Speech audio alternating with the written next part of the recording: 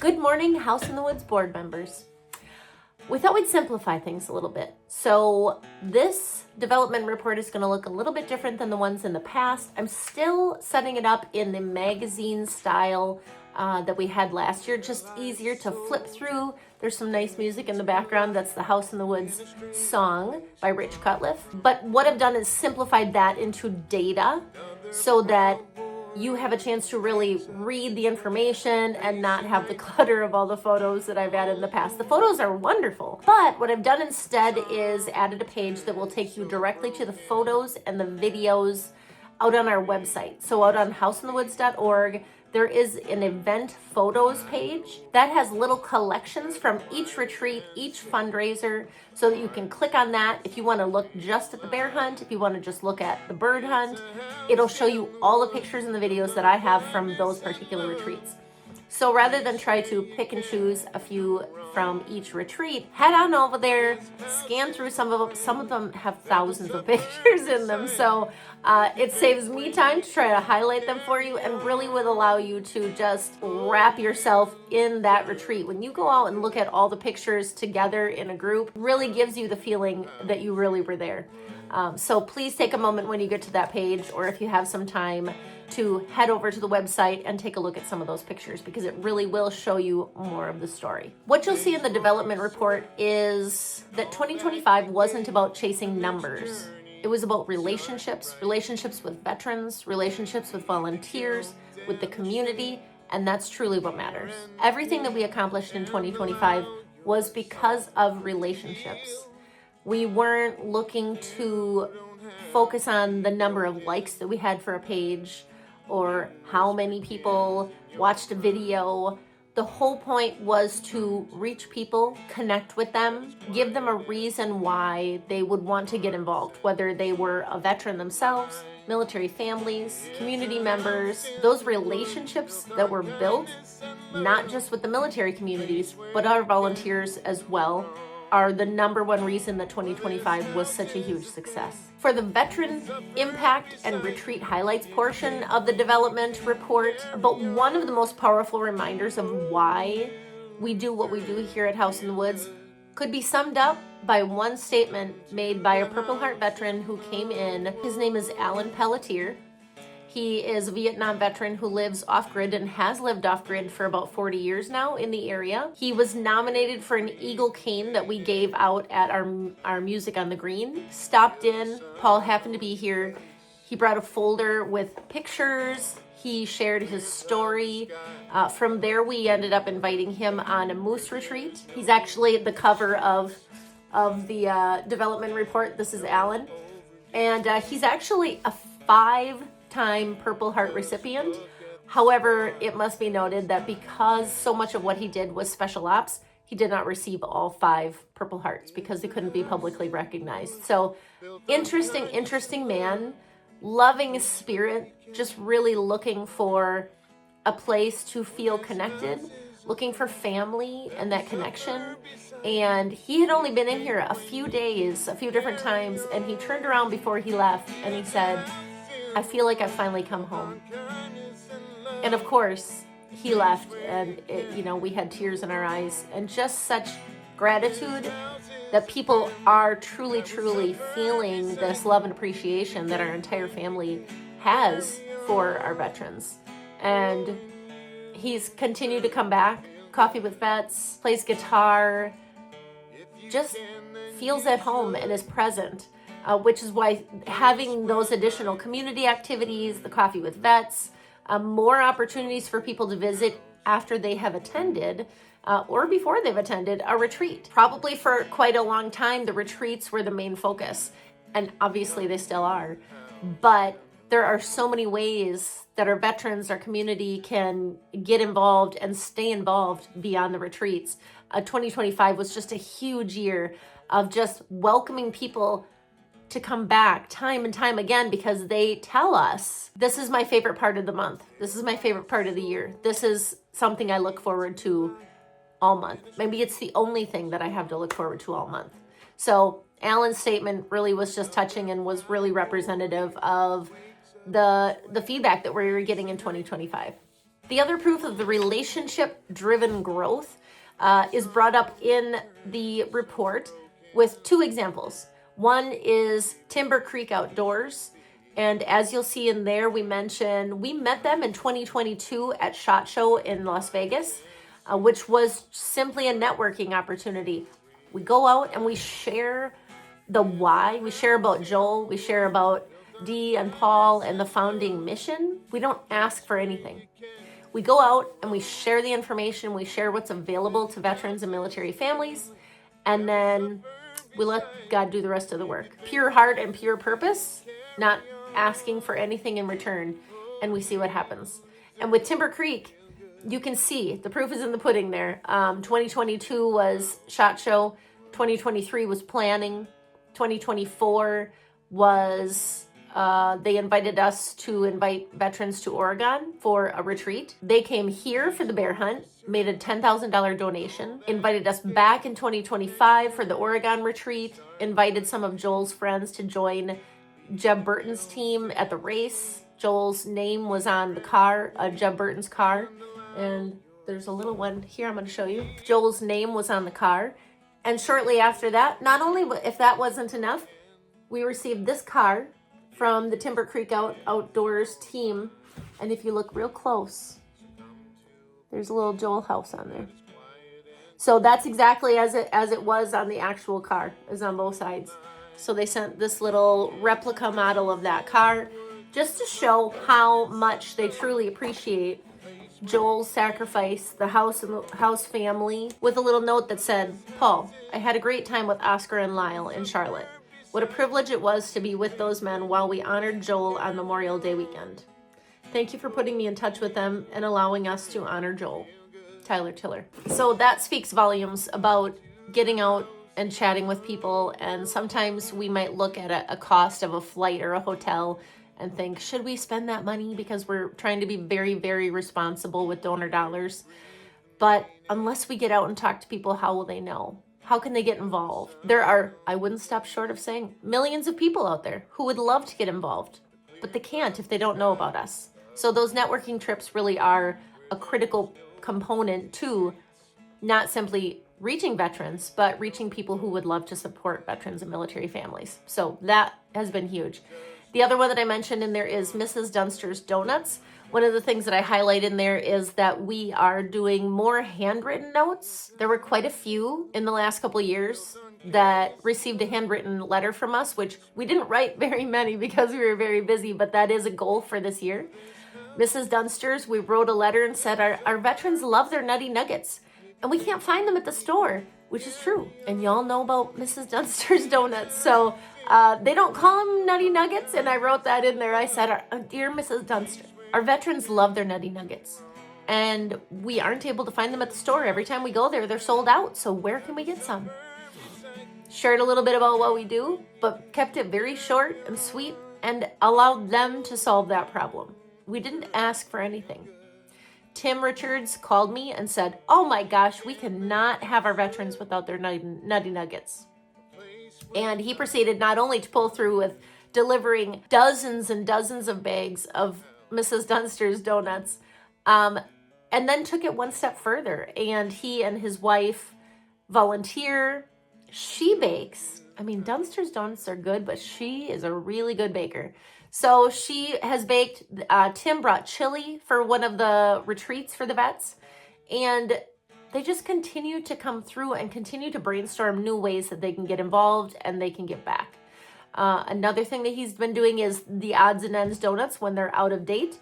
He's been collecting them and dropping them off here for use during bear season. So we've already gotten hundreds of dollars worth of donuts donated for bear season bait. So again, the product of something simple. It's really very simple. Putting in time, building the relationships, showing people that you value their time. If we write a handwritten letter, it shows them that we took time and we care about them. The proof's in the pudding. Beyond that, the generosity in 2025 was out of this world. We have the Amazon wish list. We had a tree up during Festival of Trees that highlighted some of those. And then this winter, the Region 3 students came and put up another tree a wish list tree and created ornaments on there that highlight things that we use here at the lodge, the everyday things that cost so much. Laundry soap, toilet paper, paper towels, Ziploc bags, all of the basics and beyond. We discovered that since the lodge has been around for almost 10 years, since 2017, there are a lot of sheets that probably have been here since then, and bed coverings and shower curtains, towels, all of that. So we added those to the wish list and people came through. Not only that, but small improvements we've added along the way are, instead of all different sizes and all different colors and all different types of sheets, we discovered after a conversation with our volunteers, it would be a lot simpler if the twins were all one color and the queens were all one color. So we did that. That's worth it. After a conversation with Paul, that makes it easier for the volunteers, saves them time, makes them more excited to come and help because it's going to be easier. We changed it up. We got rid of the other sheets. All of the twins are all gray and all of the queens are all blue. We bought the first set and we added them to the wish list for the second set for the turnover. And people come through. All new brown towels. People have been coming through with that. So I simply say that because the Amazon wish list, putting up a tree, people want to help. We have to take the first step and share what we need and why we need it. And people are always going to come through. They want to give back. Humans are naturally loving and giving. And I don't care what people say about this crazy world right now. We hear a lot of, there's a lot of bad people out there. And my response is simply, maybe you're just hanging out with the wrong people. Because all I see is love and amazing individuals who just want to give back. And sometimes it's something as simple as making cookies, cleaning a room, being present, just being here to be part of the family. With regards to the land and buildings, a lot has changed in the last couple of years when it comes to our buildings and the surrounding of the lodge. This year, wow. It was blown. Wow. It was amazing. Thanks to some incredible supporters, the hot top is finally complete. The hot top is finally complete. I want to tell you a little story while I have you, and it'll only take a moment. It has to do with faith, and we all have it here. This one example is just proof you just don't know what's coming around the corner, and you always have to have faith that God is looking out for us. It may not always be in the timing that we want. We know that. The proof is here. Paul had called someone to get an estimate on how much hot top would cost for the front of the lodge. He got the estimate. It was around $15,000. Just a few days later, someone else comes in. He had scheduled it, said, yes, let's do it in the spring because the dirt is really wreaking havoc on the floors. It gets really rough for people walking in the wintertime and we want everyone to be safe. But just a few days after that, someone came in, someone local, stopped in and just said, hey, our company's going to donate 100 tons of hot top. Unexpected. Paul said, well, how much is that going to cover? And he said, about 3 sides. So he said, well, how much would it cost to do the 4th side since you're already here? And they estimated around $12,000. So for less than what we would have paid to have the front, the whole entire surrounding was hot topped. It was just such an incredible experience to really, once again, add that to our list of what you might call a miracle. If you're doing the right thing for the right reasons, the right connections are going to make their way into your path. You're going to cross paths with the right person. So I share that simply because much in my role as I work with all of you, but on the day-to-day basis, sometimes the things that you do, you may work days and days and days on something that seems like definitely isn't going to have an instant result, but it will in the long game. We know what our mission is, and like Paul always says, we just stay in our lane. This is what we do. And we just want to show our gratitude and our support and our appreciation for them with expectation of nothing in return. It doesn't matter what their job was. It didn't matter where they served, when they served, how they served, but they did. They signed on that line and we served them. We served them the best way we can. In addition to that, you'll see we have some ideas brewing, some different things happening. We are looking at putting up a greenhouse, which is going to allow us to be more self-sustainable. Vegetables, all of that is so expensive. And you know how it is these days. It's not necessarily that good for you anymore either, with all of the pesticides and all the sprays and all the things they do. So we thought, what better way than to just start it ourselves? Have our cooks and our volunteers be able to go out and get fresh vegetables anytime they want. There's always somebody who loves to work in the garden, but they don't have one anymore. So we're planning to have some raised beds inside, which will make it easier for anyone of any age to be able to reach that and to be able to help with weeding and picking and planting. And it's another way for vets to be outside. Be outside, watch things grow, and have purpose. Sugar Shack for the maple syrup days. The Maine State Prison is in discussions with how to help us on that. Paul has some requests for estimates out on the doors for around the pavilion. We're looking at 4-season usage of that building and a garage. We have some connections with Senator Collins' team. They have the information about the potential garage that we're looking at, which will protect all the vehicles, all the tools, and also allow for a work area. So that can be for carpentry work or when they're working on a harvest, anything like that, any sort of projects, because the basement is full, there is no workbench, and we'd like to reduce some of the clutter, be able to move some of that stuff out into the garage to keep it cleaner and more organized in the basement. Looking ahead to 2026, we have at least 6 new veteran retreats planned. So you'll see the schedule that we have in the development report. That is rough draft, bare bones, things that we're looking at. So if there are not specific dates selected yet for those, it'll say to be determined. Same with fundraisers, all of that. It's only like January 6th. I think it's the 6th. And we have so many things on the docket.